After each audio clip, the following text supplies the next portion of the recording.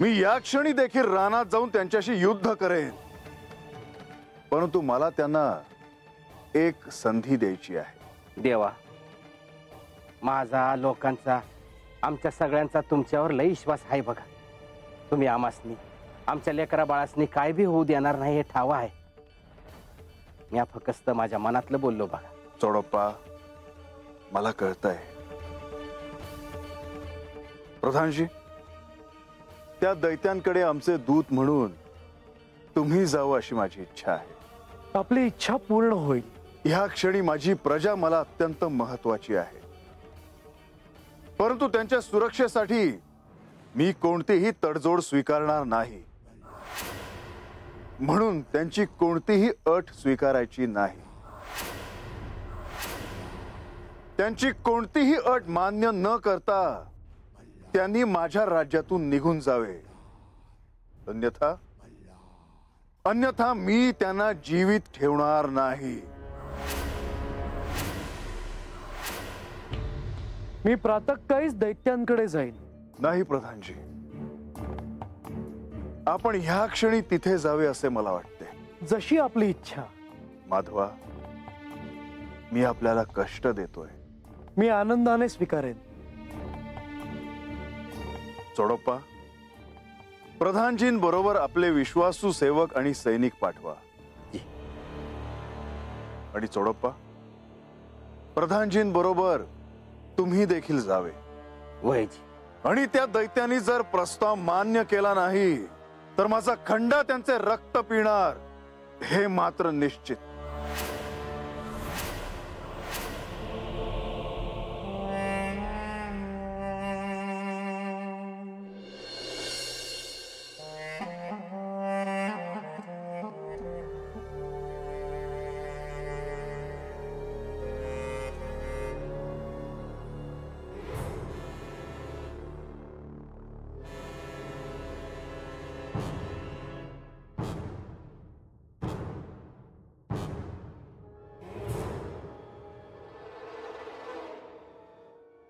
मणी आणि मल्ल या दोन्ही दैत्यांनी या त्रिलोकात आपले साम्राज्य प्रस्थापित केले होते,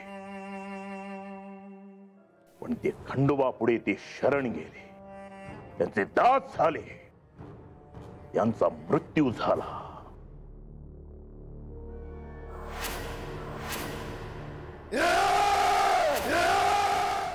पण त्या दोघांच्या मृत्यूमुळे साऱ्या दैत्य कुळाने शरणागती पत्करली असं नाही। अजूनही दैत्यांमध्ये ते बळ आहे, त्याची कल्पना कोणालाही नाही। आता आपण त्या खंडोबाला दाखवून देऊ की दैत्य कुळाचे सामर्थ्य काय असते ते आता कळेल। माझे या विनाशक दैत्याचे सामर्थ्य काय आहे ते।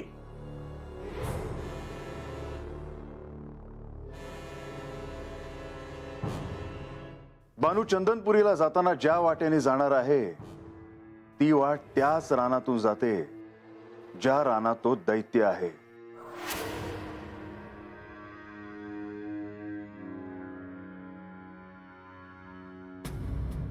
या लक्ष्मी देवी, तुम्हालाच भेटायला आले होते। तुम्ही आज त्या वस्तीवर जाऊन आलात ना? हो, त्या दैत्यामुळे सर्वजण वस्तीवरचे भयभीत होते, पण आमच्या जाणीने सगळ्यांना धीर आला। स्वाभाविकच आहे। आता या जेजुरीवरचं हे संकट लवकरात लवकर दूर व्हावं। खरंच हे संकट कधी दूर होईल याची मी प्रतीक्षाच करते आहे। म्हाळसा, तुम्हाला वेगळ्या संदर्भात काही बोलायचं आहे का? होय देवी, मी या जेजुरीची सम्राज्ञी म्हणून माझे दायित्व पूर्ण करेन, यात माझ्या मनात शंका नाही। पण त्याच बरोबरीने हे संकट दूर झाल्यावर बानू ही जेजुरी सोडून जाणार आहे याने मला समाधान मिळणार आहे। याने तिला निरोप पाठवला आहे की जोवर हे सांगणार नाही तोवर तिने जेजुरी सोडून जाऊ नये, कारण हे तिच्या सुरक्षेच्या दृष्टीने आहे असं हे म्हणत होते। मग ते सत्यच असणार म्हाळसा? असेलही। तिच्या चंदनपुरीला जाण्याची वाट ही त्या रानातूनच जाते, म्हणून यांनी हा निर्णय घेतला आहे। पण मुळात यांनी यात हस्तक्षेप करायला नको, हा निर्णय मी घेतला आहे. मी तिला आज्ञा दिली होती. पण नाही, आता यांनी तिला सांगितल्यामुळे ती जेजुरी सोडून जाणार नाही. आणि जेव्हा जेव्हा मला असं वाटतं की तिने जेजुरी सोडून जावं, मी हा निर्णय घेते, तेव्हा तेव्हा काहीतरी घडतं, त्यात विघ्न येतात. तुम्हाला राग येणार नसेल तर एक सांगू देवी? सांगा ना. देवी, बंधू बानूकडे गेले होते. त्यांनी बानूला समजावण्याचा प्रयत्न केला, पण मला हे आवडलेलं नाही. एका अर्थी हा माझ्या आज्ञेत व्यत्ययच आहे ना. असेलही, परंतु ह्यांचं कार्य केवळ ह्या राज्याचा प्रधान म्हणून नाही म्हाळसा.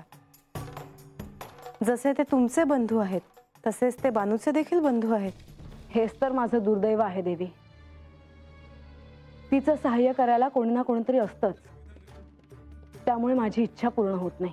म्हाळसा, मी तुम्हाला मागे देखील सांगितलं होतं की हे थांबवणं तुमच्याच हातात आहे. बानूचा स्वीकार करून. ते शक्य नाही.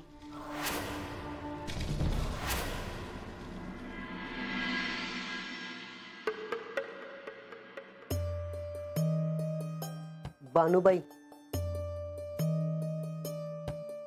राघोबा, तुम्ही एवढ्या रातच्याला आलो, पर कारण बी तसंच आहे जी. काय झालं?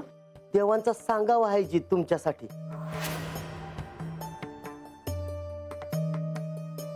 काय म्हणले देव? देवांनी सांगितलं आहे की त्यासनी सांगावा दिल्याशिवाय जेजुरी सोडून जायचं नाही. तुम्हासनी कळलं असेलच जी. कशाचं? अव तर डोंगरा पल्ल्याड वनामध्ये राक्षस आला आहे. ती लोकासनी गुराढोरासनी घेऊन जात्या ती. म्हणून देवांनी सांगावा धाडला वय? मग काय, अव गडावर माणसं गारानं घेऊन आले होते. देवांनी त्यांचं समजा ऐकलं आणि दैत्यासनी बी देव आता सांगावा धाडणार आहे ती की आले तिथून परत जावा, नाहीतर शिक्षा भोगायला तयार राहावा. तर अशा राक्षसांनी सांगावा धाडणार तरी कोण? प्रधानजी जाणार आहे ती. प्रधानजी जाणार आहेत तर मग काय भ्यान आहे? लहान तोंडी मोठा घास.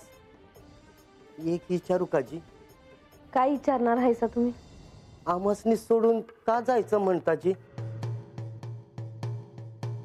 की गावची आठवण येते म्हणून.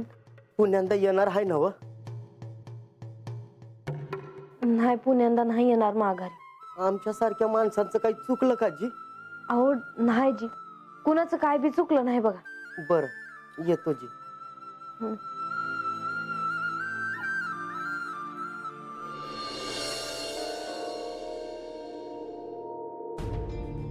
अहो, मी किती वेळ वाट पाहते आहे तुमची. तुम्ही कुठे होता? मी श्री खंडेरायांशी बोलत होतो.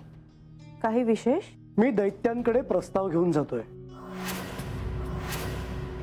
तुम्ही का? कारण त्यांना संधी मिळायला हवी माघार घेण्यासाठी, म्हणून. परंतु त्याची काय आवश्यकता आहे? देवी, दैत्य असो किंवा देव असो किंवा मनुष्य असो, प्रत्येकाला चूक सुधारण्याची एक संधी मिळायलाच हवी. परंतु या दैत्यांनी काही माणसांना आणि काही गायींना पळवून नेलं आहे. हो, ठाऊक आहे. पण हा निर्णय श्री खंडेरायांचा आहे आणि तुम्हाला मान्य आहे.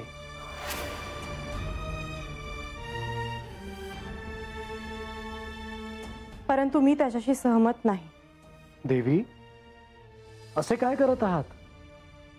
आतापर्यंत आपण अशा अनेक प्रसंगांना सामोरं गेलो आहोत, मग आजच का अस्वस्थ होत आहे?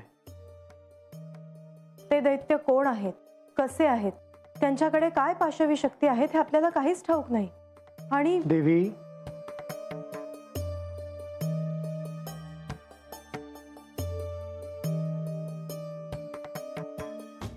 देवी, आपण आपले मूळ स्वरूप ध्यानात ठेवा. असं कोणीही नाही जो मला पराभूत करेल. मला तसं म्हणायचं नव्हतं. हे दायित्व आहे. जिथे जिथे अधर्म असेल तिथे तिथे तो नष्ट करण्यासाठी जावंच लागेल मला. हो, मी जाईन आणि परत येईन. हा प्रस्ताव स्वीकारायचा की नाही हे दैत्यांच्या हातात आहे, पण अशा असुरी शक्तींना नष्ट करावंच लागेल. कधी जाणार आहात? रात्रीच.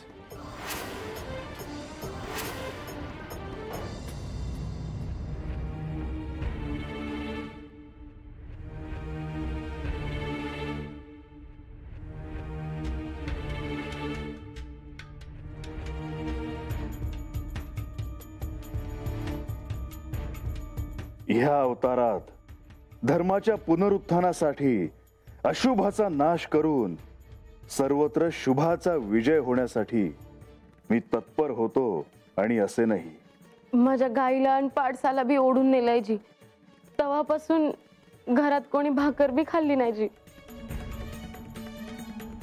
परंतु जरी अशुभाचा नाश केला तरी पुन्हा अशुभाचं सावट पसरतच. लोकांना भयभीत करून त्यांना हवे ते प्राप्त करण्यासाठी दैत्यांनी ह्यावेळी जेजुरीच्या परिसरातील ती वस्ती निवडली आहे. मी तुम्हाला याआधी सांगितलं आहे की तुम्ही निश्चिंत राहा. जी कुठली अशुभ शक्ती तुम्हाला त्रास देते आहे तिला शासन केल्याशिवाय मी राहणार नाही.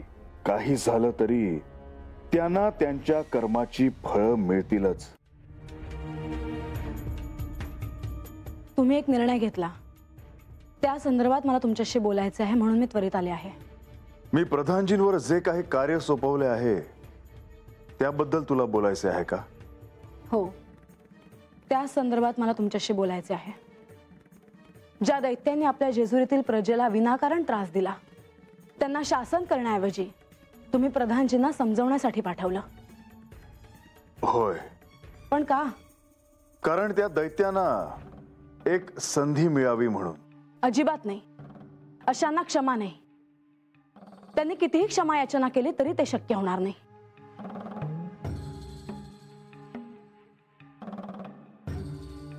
म्हाळसा, तुझा राग योग्य आहे, परंतु कधी कधी त्यांना अशी संधी देणे आवश्यक असते.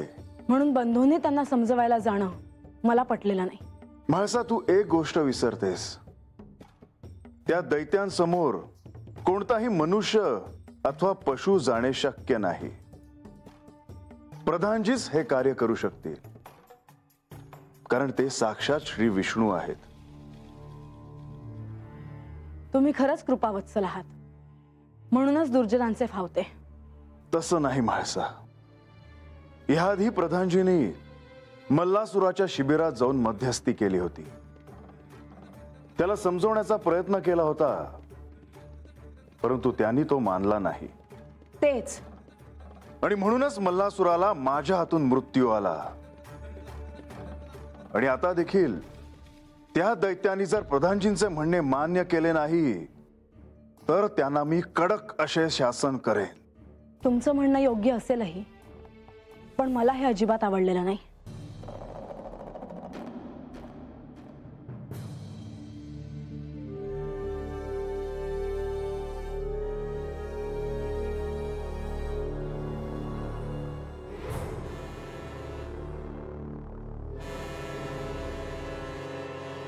माझ्या सामर्थ्याची कुणाला कल्पना नाही.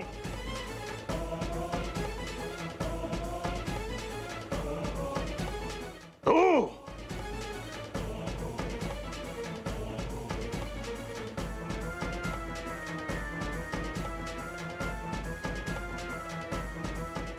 आता आपण खंडोबाला दाखवून देऊ दैत्य कुळाचं बळ काय असतं ते.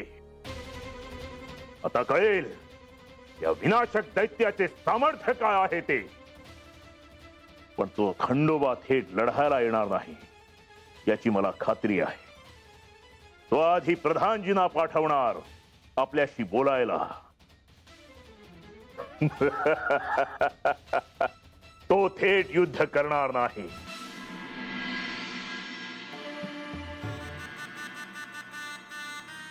काय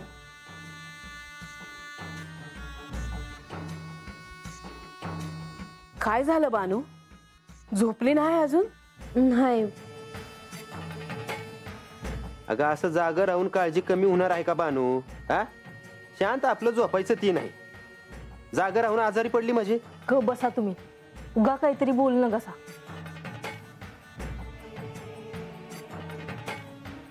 काय झालं बानू? काय नाही, मी हताशीच बसले होते. तेव्हा राघोबा आले देवांचा सांगावा घेऊन. काय सांगितलं देवानी मला बी सांग की. त्यासनी सांगितलं बिगर जेजुरीतून जायचं नाही असं सांगितलं. ते राक्षस आले आहेत ना म्हणून. हा बघा मी म्हणलं होतं का नाही हा. बानुताई, मला बी यायला असंच वाटतंय. आपण आता नग जायला चंदनपुरीला.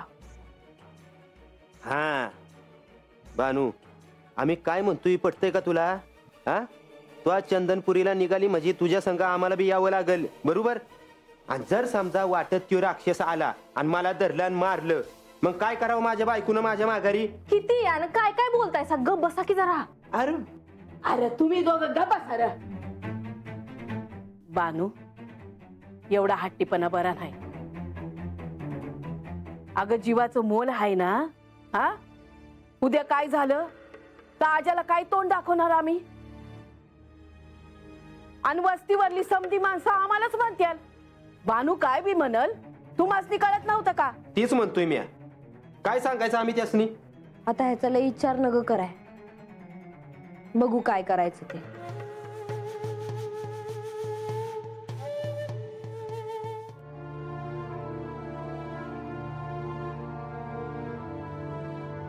देवी, आपली भेट होईल याची कल्पना नव्हती. बंधू, मला देखील कल्पना नव्हती की तुम्ही दैत्यांना भेटायला, त्यांना समजवायला जाणार आहात. मी या राज्याचा प्रधान आहे आणि प्रधान म्हणून माझं हे कर्तव्य आहे. पण मुळात मला हा विचारच पटलेला नाही. त्यांना शासन करण्याऐवजी अजून एक संधी का द्यायची? म्हाळसा, तुमच्या मनात येणारा हा विचार एका अर्थी योग्य असेलही, परंतु अशा वेळी आपण क्षमाशील राहून त्यांना एक संधी दिली तर ह्या दैत्यांना आपण काय पाप करतो आहोत ह्याची जाणीव होईल. त्यांना एक संधी देऊन जर त्यांनी ऐकलं नाही तर त्यांना कडक असे शासन होईल. पण तरी देखील मला हे पटलेलं नाही. देवी, ज्यावेळेस मणी आणि मल्ल यांनी आपल्या बयाने साऱ्या सृष्टीस पेठेच धरले होते, तेव्हा सुद्धा श्री खंडेरायांनी अशीच संधी त्यांनाही दिली होती. आणि त्यावेळी श्री विष्णू स्वतः मल्लासुराची भेट घ्यायला गेले होते. पण त्यांनी त्यांचा विचार बदलला नाही ना कृती बदलली. परंतु त्यांना शासन हे झालेच.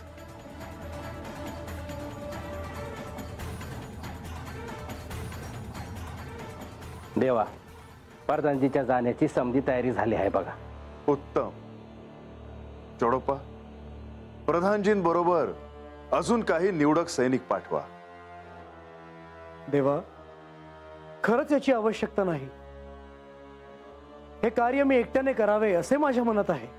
प्रधानजी, परंतु आणखीन काही सैन्य आपल्या बरोबर असेल तर आपल्या मार्गदर्शनाखाली तुम्ही त्यांच्यावर काही कार्य सोपवू शकता. त्या दैत्यांनी पळवून नेलेले पशु, माणसं ह्यांचा शोध ते सैनिक घेऊ शकतात. आता प्रस्थान करावे म्हणतो देवा. प्रधानजी, त्या दैत्यांना समजवा की ह्या जेजुरीकडे वाईट दृष्टीने पाहणाऱ्या कोणत्याही अशुभ शक्तीला कडक असे शासन होईल. मग तो कोणीही असो, माझ्या प्रजेला त्रास दिलेला मी सहन करून घेणार नाही. त्यांनी तुमचं म्हणणं ऐकलं तर उत्तमच आहे, नाहीतर त्यांना माझ्या क्रोधाला सामोरे जावे लागेल.